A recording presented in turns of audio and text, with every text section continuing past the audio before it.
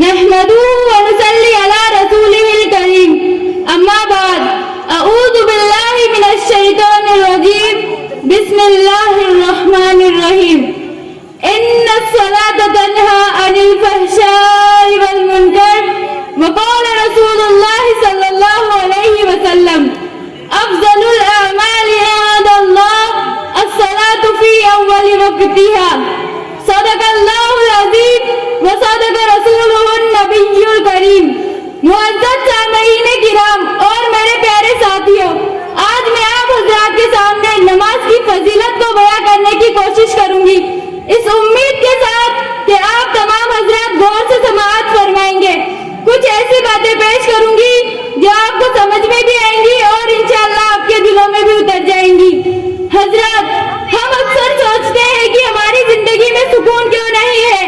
اللہ تعالیٰ نے سکون دنیاوی کاموں میں نہیں رکھا، بلکہ سکون تب ہی ملے گا جب آپ اپنا سر اللہ کے حضور سجدے میں رکھو گے، کیونکہ انسان کی تخلیق کا سبب بھی یہی تھا کہ بندہ اپنے رب کی عبادت میں لگ جائے. آج کی میری لب گشائی مومن کی معراج یعنی نماز کے بارے میں ہے. نماز کیا ہے؟ نماز جنت کی کنجی ہے. یہ وہی نماز ہے جو ہمارے نبی حضرت محمد صلی اللہ علیہ وسلم کی آنکھوں کی ٹھنڈک ہے. یہ وہی نماز ہے جس میں آپ اپنے رب سے ڈائریکٹ بات چیت کر سکتے ہیں، اس سے مانگ سکتے ہیں.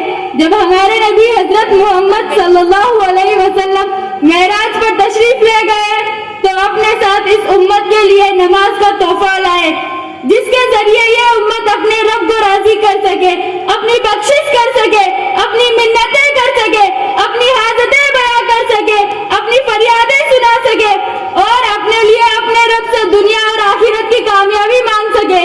نماز اللہ تعالیٰ نے ہمیں تکبر سے پاک کرنے کے لیے فرض کر دی ہے.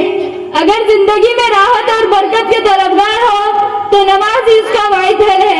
بے شک نماز ہی وہ بہترین ساتھی ہے جو آپ کی زندگی سے قبر تک آپ کا ساتھ دیتی ہے اور پھر قبر سے حشر تک آپ کو اکیلا نہیں چھوڑتی اور پھر حشر سے جنت تک آپ کا ساتھ دیتی ہے. الصلاۃ عماد الدین، نماز دین کا ستون ہے.